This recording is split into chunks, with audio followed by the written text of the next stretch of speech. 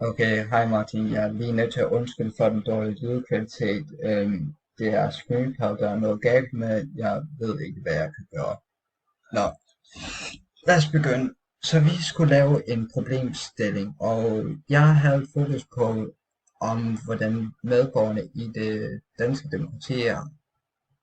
Jeg har sådan altid haft en undring over medborgerne i det danske demokrati med medborgerne, og derfor har jeg valgt at lave en undersøgelse ud fra, i hvilken grad medborgerne kan få mere indflydelse på demokratiet, hvilket er min hovedsagelige problemstilling.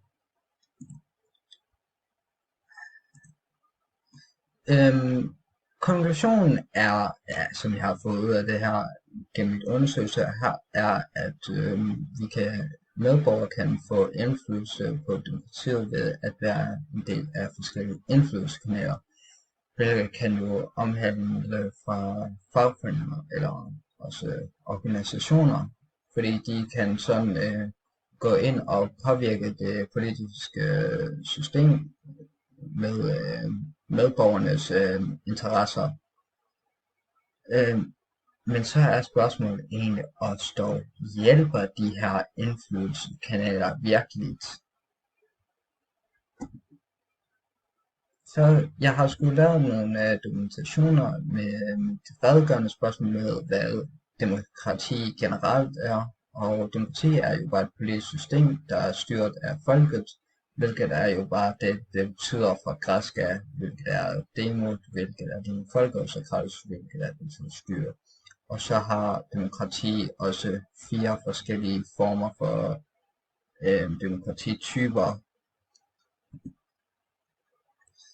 Så har jeg skulle lave en dokumentation med redegørende i forhold til, hvem er borgerne, medborgerne, og medborgerne er en udvikling af statsborgere, bare hvor de har mere sådan uformelle pligter, der søger at skabe politisk eller kollektiv identitet, samt politiske fællesskaber eller nationale fællesskab.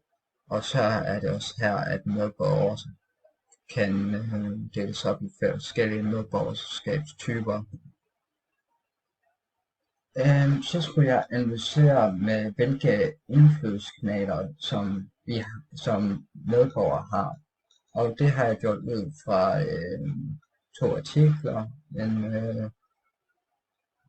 en af de indflydelseskanaler vi kan bruge er fagforeninger, hvilket jeg vil undersøge ud fra, som jeg har undersøgt ud fra artiklen Han har magt og netværk, og det bliver brugt, hvilket handler om en person, der hedder Claus Jensen, som er en fagforeningsboss, hvilket gør, at han er faktisk også en del af den store magtelite, hvilket gør, at han har endnu mere,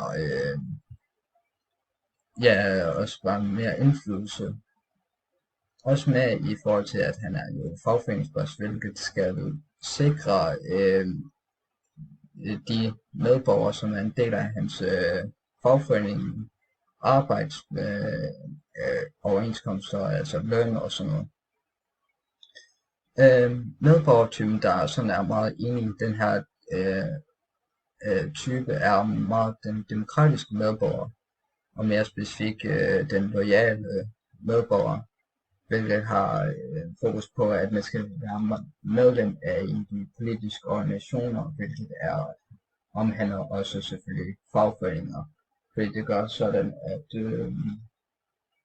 de politiske partier kan ikke bare kan styre det hele, og som ikke hører på, hvad borgerne siger. Ja.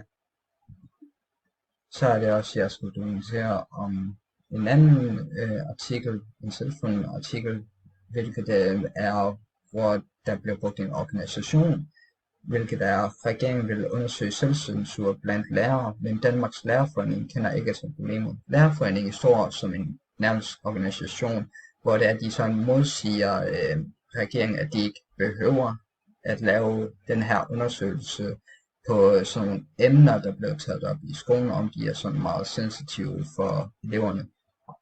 Den medborgertype, der vil være meget inde i det, er den værdiorienterede medborger.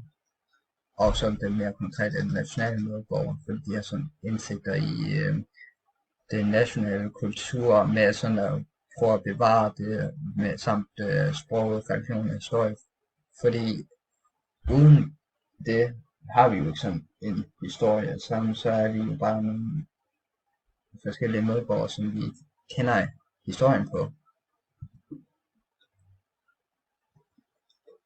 Så er det, at jeg skulle diskutere nogle forskellige fordele og ulemper, der er ved, at vi har de her indflydelseskanaler. Og man kan jo også generelt bare se på, at det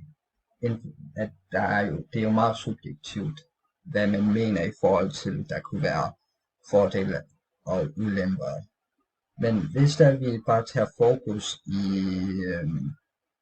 de begge medborgertyper, som var den værdiorienterede og den demokratiske medborgertype, så kan man se i forhold til den værdiorienterede medborgertype, at de fordele, der kunne være, er jo selvfølgelig, at de sikrer, at vi har den her nationale kultur og sådan generel historie, der forbliver i samfundet. Ulempen dog kan være, at for eksempel, at i artiklen nævnes det jo, at lærerforeningen bare opsager til, at der ikke behøves til at laves en undersøgelse. Men regeringen vælger nok alligevel måske at lave den her undersøgelse, fordi at lærerforeningen som en organisation har ikke så meget kontrol på, hvad regeringen kan gøre, som nogle andre organisationer eller virksomheder eller fagforeningsgrupper har. Og det vil nok kunne gøre sådan, at man vil føle, at man sådan ikke bliver hørt som den generelle medborger inden for som lærer, hvor som de mener, at det de lærer eleverne ikke er sådan sensitive eller usensitive, eller hvad hedder det. Ja. Man kan jo også bare sådan se, at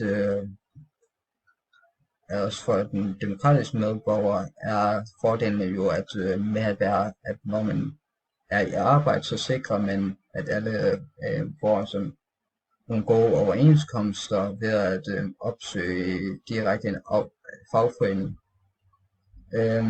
Det bliver jo også benævnt i artiklen, at en fagforening med kun medlemmer på for eksempel som 100.000 kan den her overenskomst, de laver, end med at effektere flere personer, der er i arbejde på den samme sag.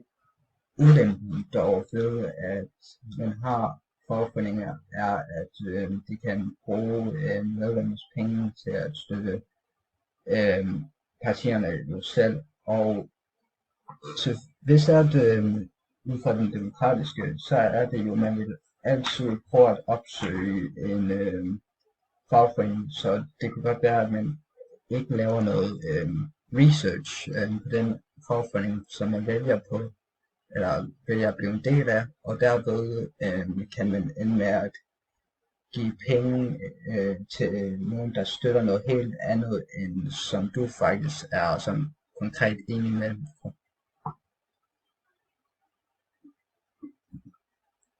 Ja, det var det hele jeg havde. Jeg håber du kan lide det, Martin.